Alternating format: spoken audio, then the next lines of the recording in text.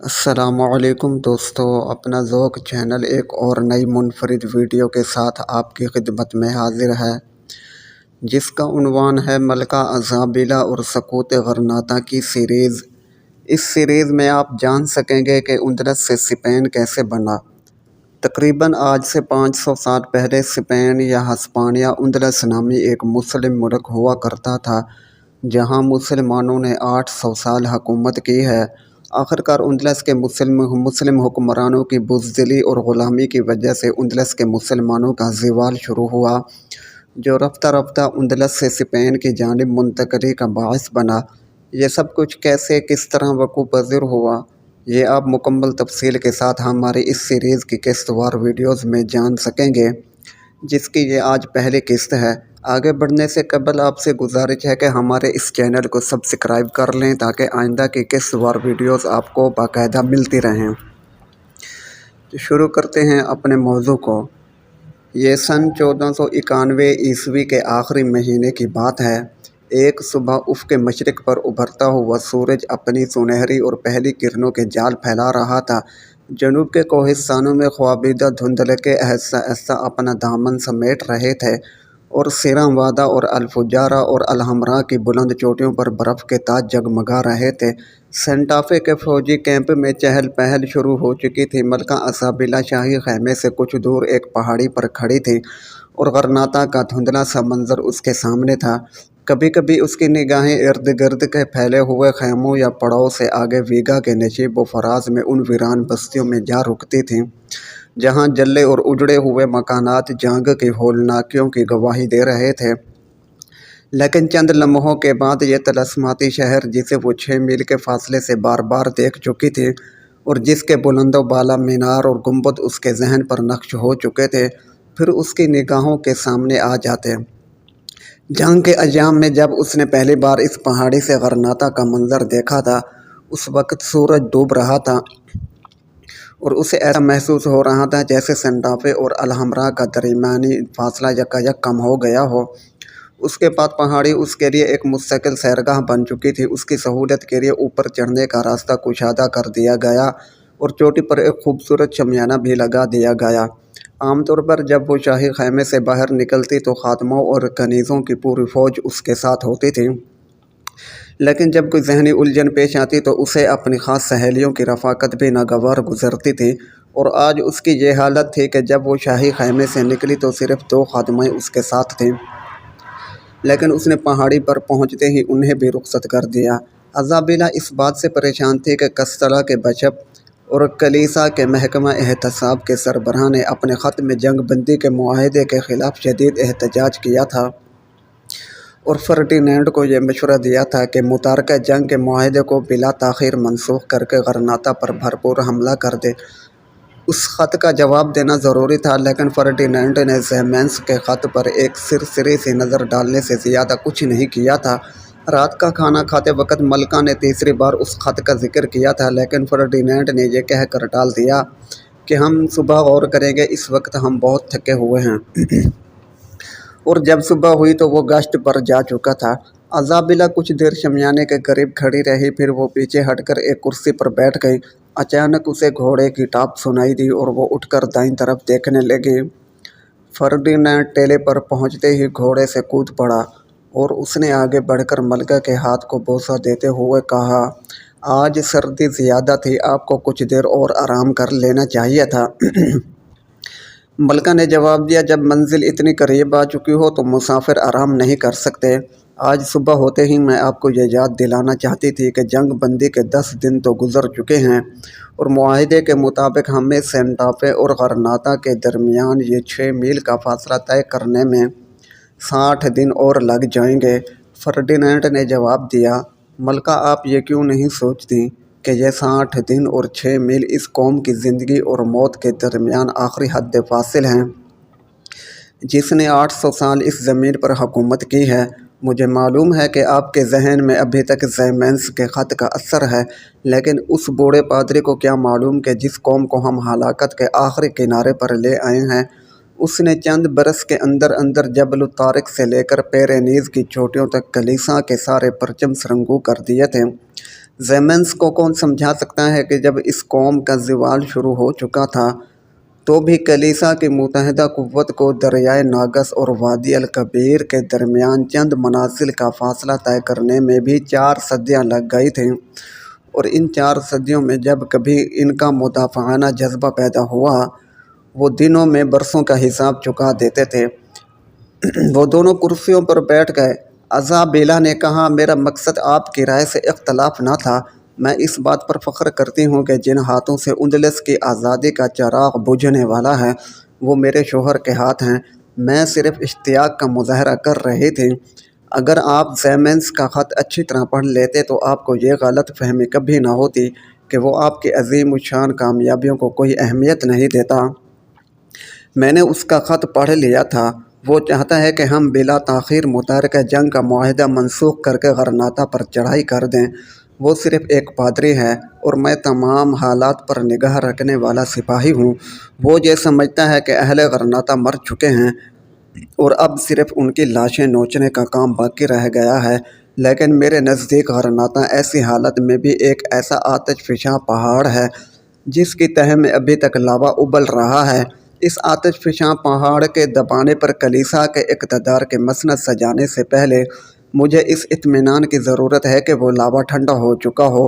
یہ درست ہے کہ ہماری فوجیں غرناطہ سے صرف 6 میل دور ہیں، لیکن متحرکہ جنگ کا معاہدہ کرنے سے پہلے میں نے یہ اطمینان کر لیا تھا کہ ہماری جنگ اب غرناطہ کے مضافات کی بجائے اس کی 4 دیواری کے اندر لڑی جائے گی، اور جو کام ہمارے لشکر برسوں میں نہیں کر سکے وہ اب ان لوگوں کے ہاتھوں سے پورے ہو رہے ہیں جو غرناطہ کے اندر رہ کر اپنی قوم کے ذہنی حصار کی بنیادیں توڑ سکتے ہیں۔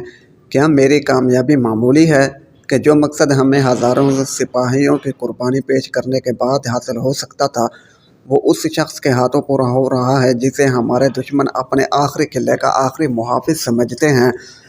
ازابیلا نے کہا، میں ہر لمحہ یہ دعا کرتی ہوں کہ جو توقعات آپ نے ابو عبداللہ سے وابستہ کر رکھی ہیں وہ پوری ہوں، لیکن کبھی کبھی مجھے یہ بات بہت پریشان کرتی ہے کہ وہ ایک بار آپ سے وعدہ خلافی کر چکا ہے، اس لیے اس پر دوبارہ اعتماد کرنا دانشمندی نہیں ہے۔ فرڈینینڈ بولا، کستلا کے بشپ نے بھی اپنے خط میں یہی بات لکھی ہے، لیکن یہ بالکل غلط ہے کہ میں اس پر اعتماد کرتا ہوں۔ وہ ایک عیاش، کاہل اور متلون مزاج آدمی ہے، مگر مجھے اس کی ضرورت ہے۔ مجھے اس لیے اس کی ضرورت ہے کہ اپنی قوم کی تذلیل کے لیے جو سامان اس نے پیدا کیے ہیں وہ اور کوئی نہیں پیدا کر سکتا۔ آج غرناطہ کی حالت اس شیر کی سی ہے جو زخمی ہونے کے بعد کسی جھاڑی کی اوٹ میں چھپ کر اپنے زخم چاٹ رہا ہو۔ اب میں آگے بڑھ کر آخری وار کرنے سے پہلے ابو عبداللہ کو اس بات کا موقع دینا چاہتا ہوں کہ وہ اس زخمی شیر کو باندھ کر میرے قدموں میں ڈال دیں۔ ملکہ نے کہا، آپ کو یقین ہے کہ اگر آئندہ 60 دن کے اندر اندر اہل غرناطہ نے لڑنے کا فیصلہ کر لیا تو ابو عبداللہ ان کے جوش و خروش کے سامنے ٹھہر سکے گا؟ فرڈینینڈ نے جواب دیا، ابو عبداللہ جیسے لوگ ہر آندھی کے ساتھ اڑنے اور ہر سیلاب کے ساتھ بہنے کے لیے تیار رہتے ہیں۔ اسے ہمیشہ کسی سہارے کی تلاش رہتی ہے۔ جب ہم نے اسے سہارا دیا تھا تو اس نے اپنے باپ کے خلاف بھی بغاوت کر دی تھی، اور پھر جب موسیٰ بن ابی غسان نے اس کا ہاتھ پکڑ لیا تھا تو وہ ہمارے خلاف اٹھ کھڑا ہو گیا تھا۔ اب غرناطہ میں کوئی دوسرا موسیٰ ابن ابی غسان نہیں ہے، اور ابو عبداللہ آج ایک ایسے آدمی کے قبضے میں ہے جسے میں اپنی فتح کی ضمانت سمجھتا ہوں۔ وہ اسے ایسے مقام پر لے آیا ہے جہاں سے واپس جانے کے لیے کوئی راستہ باقی نہیں رہا۔ ہمیں خدا کا شکر ادا کرنا چاہیے کہ جس آدمی کو موسیٰ بن ابی غسان نے اہل بربر اور ترکوں کے پاس اپنا ایلچی خاص بنا کر بھیجا تھا وہ مالٹا کے قید خانے میں پڑا ہوا ہے، اور اگر وہ بیرونی اعانت حاصل کرنے میں کامیاب ہو جاتے تو ہمارا بنا بنایا کھیل بگڑ سکتا تھا۔ خدا کا شکر ہے کہ یہ آخری خدشہ بھی دور ہو چکا ہے۔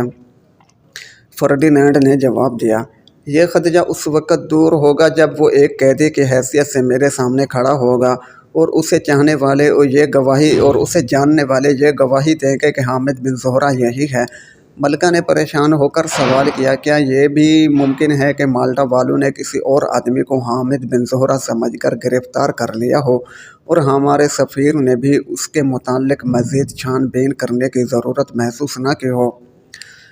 نہیں، مالٹا میں ہمارا سفیر ایک ہوشیار آدمی ہے، مجھے صرف یہ تشویش ہے کہ ہم نے جو جہاز قیدی کو لانے کے لیے بھیجا تھا اس کی واپسی کے متعلق ابھی تک کوئی اطلاع نہیں ملی۔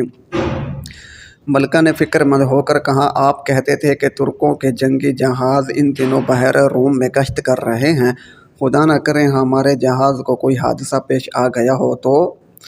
فرڈینینڈ نے جواب دیا، اگر ایک جہاز کی قربانی سے وہ خطرات ٹل جائیں جو ہمیں حامد بن زہرہ کے زندہ واپس آنے کی صورت میں پیش آ سکتے ہیں تو یہ سودا مہنگا نہیں ہوگا۔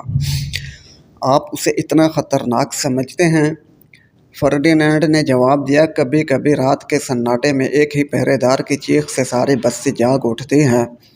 یہ میری پہلی ذمہ داری ہے کہ میں جس بستی پر شب خون مارنا چاہتا ہوں وہاں کسی جاگتے ہوئے پہرے دار کی چیخیں اس کے حلق سے باہر نہ نکل سکیں اور ہمیں ایک جیتی ہوئی جنگ دوبارہ لڑنے کی ضرورت پیش نہ آئے۔ ملکہ نے افسردہ ہو کر اپنے شوہر کی طرف دیکھنے لگی۔ اس کی حالت اس بچے کی سی تھی جس کے ہاتھ سے کوئی خوبصورت کھلونا چھینا جا رہا ہو۔ فرڈینینڈ نے اسے تسلی دیتے ہوئے کہا، ایزابیلا، میرا مقصد آپ کو پریشان کرنا نہیں تھا۔ مجھے یقین ہے کہ میں نیا سال شروع ہوتے ہی آپ کو غرناطہ کا تحفہ پیش کر سکوں گا، تاہم بعض جنگی تدبیریں ایسی ہوتی ہیں جن کا علم صرف سپہ سالار تک محدود رہنا چاہیے۔ میرے دل میں کئی ایسی باتیں ہیں جو میں نے ابھی تک آپ پر ظاہر نہیں کی، اس لیے نہیں کہ میں کسی مسئلہ میں آپ کو اعتماد میں نہیں لینا چاہتا، بلکہ میری خواہش یہ ہے کہ میں کسی دن اچانک خوشخبری سنوں اور آپ کو زیادہ سے زیادہ خوشی ہو۔ ایزابیلا کا چہرہ خوشی سے تمتما اٹھا۔ وہ اٹھ کر چند قدم آگے بڑھی اور فرڈینینڈ نے مشرق کی طرف اشارہ کرتے ہوئے کہا، آپ وادی کے نشیب و فراز سے ذرا آگے دیکھنے کی کوشش کریں۔ ملکہ چند لمحے بغور دیکھتی رہی، پھر اس نے کہا، وہاں بہت سے آدمی نظر آتے ہیں لیکن وہ کیا کر رہے ہیں؟ وہ سڑک کی مرمت کر رہے ہیں۔ آپ نے یہ خیال نہیں کیا کہ یہ کام گزشتہ 3 دن سے ہو رہا ہے؟ اور اگر آپ کی نگاہ 1 میل اور آگے دیکھ سکے تو وہاں آپ کو غرناطہ کے آدمی دکھائی دیں گے جنہوں نے اپنے حصے کا کام تقریباً ختم کر لیا ہے۔ ملکہ نے حیرت زدہ ہو کر سوال کیا، آپ کا مطلب ہے ابو القاسم نے انہیں ہماری فتح کا راستہ کشادہ اور ہموار کرنے کے کام پر لگا دیا ہے؟ فرڈینینڈ نے جواب دیا، ابو القاسم نے اہل غرناطہ کو یہ یقین دلایا ہے کہ انہیں سینٹافے سے رسد خریدنے کی اجازت ملنے والی ہے اور وہ یہاں آ کر اپنی مصنوعات بھی فروخت کر سکیں گے۔ اب ذرا اس طرف چلیے۔ ایزابیلا فرڈینینڈ کے ساتھ ٹیلے کے دوسرے کونے کے قریب پہنچی تو اس نے کہا، شمال اور مغرب کی سمتوں سے سینٹافے کی طرف آنے والے راستوں پر نظر دوڑائیے۔ آپ نے ان راستوں پر اتنی بیل گاڑیاں پہلے کبھی نہ دیکھی ہوں گی، لیکن وہ کیا کر رہے ہیں؟ ملکہ نے ادھر دیکھنے کے بعد پوچھا۔ فرڈینینڈ نے مسکرا کر جواب دیا، غلہ، پھل، سبزیاں، ایندھن، گھاس، مرغیاں، انڈے اور شاید آپ کو بھیڑ بکریوں کے ریوڑ بھی نظر آ جائیں۔ کل میں نے حکم دیا تھا کہ 2 دن کے اندر اندر سینٹافے کو بہت بڑی منڈی بن جانا چاہیے اور ابو القاسم کو یہ پیغام بھی مل چکا ہے کہ پرسوں ہم سینٹافے کا راستہ کھول دیں گے۔ مجھے صرف اس بات کا افسوس ہے کہ میں یہ کام ذرا دیر سے کر رہا ہوں۔ ملکہ بڑی مشکل سے اپنی پریشانی چھپانے کی کوشش کر رہی تھی۔ اس نے جھجکتے ہوئے کہا، کیا آپ واقعی تجارت کا راستہ کھولنا چاہتے ہیں؟ ہاں، میں اس بات کا عملی ثبوت دینا چاہتا ہوں کہ کس طرح کی رحم دل ملکہ کو اپنی نئی رعایا کا بھوکوں مرنا پسند نہیں ہے۔ ویسے زیمنس اسے پسند کرے گا؟ ملکہ نے کہا، میرا تو خیال ہے کہ وہ ایسی باتیں سن کر خودکشی کرنے پر آمادہ ہو جائے گا۔ فرڈینینڈ مسکرایا، کیا اس سے یہ کہہ دینا کافی نہ ہوگا کہ اہل غرناطہ کو چند دن اچھی خوراک مہیا کر دینے کے عوض انہیں دائمی غربت و افلاس کے جہنم میں جھونک دینے کا سودا ہمارے لیے مہنگا نہیں ہے؟ آپ حیران ہوں گے کہ یہ تجویز بھی ابو القاسم نے پیش کی تھی۔ اسے یہ شکایت ہے کہ اہل غرناطہ اگر جنوب کے پہاڑی علاقوں سے رسد حاصل کرتے رہے تو قبائل کے ساتھ ان کے روابط گہرے ہوتے جائیں گے۔ میں نے ان کی یہ شکایت دور کر دی ہے۔ اب ہماری یہ کوشش ہونی چاہیے کہ اہل غرناطہ کو کھانے پینے کا سامان انتہائی مناسب قیمتوں پر دیا جائے۔ بھوکا انسان پیٹ بھرنے کے بعد لڑنے کی بجائے آرام سے سونا زیادہ پسند کرتا ہے۔ ملکہ نے کہا، اگر مجھے ان منصوبوں کا علم ہوتا تو میں اس قدر پریشان نہ ہوتی، لیکن ایک بات میری سمجھ میں نہیں آتی کہ ہمارے دشمن 800 سال اس ملک پر حکومت کرنے کے بعد اپنے مستقبل سے اتنے بے خبر کیوں ہیں؟ کیا وہ اتنا بھی نہیں سوچ سکتے کہ ہمارے لیے غرناطہ کے دروازے اگر کھل جائیں گے تو ان کا یوم حساب شروع ہو جائے گا؟ فرڈینانڈ نے جواب دیا، وہ سب کچھ جانتے ہیں، لیکن جب کسی قوم پر زوال آتا ہے تو وہ اپنی سلامتی کے سیدھے راستے سے انحراف کے بہانے تلاش کرتی ہے اور ہمیشہ خود کو یہ فریب دیتی ہے کہ اس کے ہیلے بہانے اس کی قوت و توانائی کا نعم البدل ہو سکتے ہیں، اور قوموں کی اخلاقی انحطاط کا آخری مرحلہ یہ ہوتا ہے کہ وہ اپنی بقا کی جدوجہد کی بجائے خودکشی کر لینا زیادہ آسان سمجھتی ہیں۔ آج یہی حالت ہمارے اس دشمن کی ہے۔ وہ اجتماعی زندگی کی ذمہ داریوں سے بچنے کے لیے اجتماعی ہلاکت کے خطرے سے آنکھیں بند کر لینا زیادہ آسان سمجھتے ہیں۔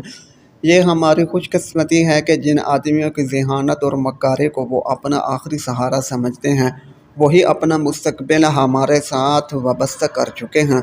ایزابیلا نے کہا، ابو عبداللہ کو یہ معلوم ہے کہ چند ہفتوں کے بعد اس کی بادشاہت ختم ہو جائے گی اور اس کے عوض الفجارہ میں ایک چھوٹا سا علاقہ حاصل کرنے کے بعد بھی اس کی حیثیت ایک معمولی سی جاگیردار کی سی ہوگی اور ہم جب بھی چاہیں گے اسے ملک سے باہر نکال دیں گے۔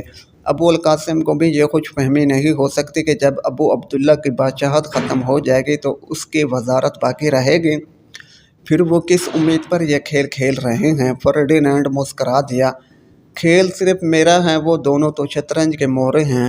ابو عبداللہ ان لوگوں میں سے ہیں جو نزاع کے عالم میں بھی موت کو فریب دینے کی کوشش کرتے ہیں، اور ابو القاسم جیسے عیار آدمی کے لیے اسے یہ اطمینان دلانا مشکل نہ تھا کہ ہم جو کچھ بھی کر رہے ہیں وہ سب اس کے فائدے کے لیے ہے۔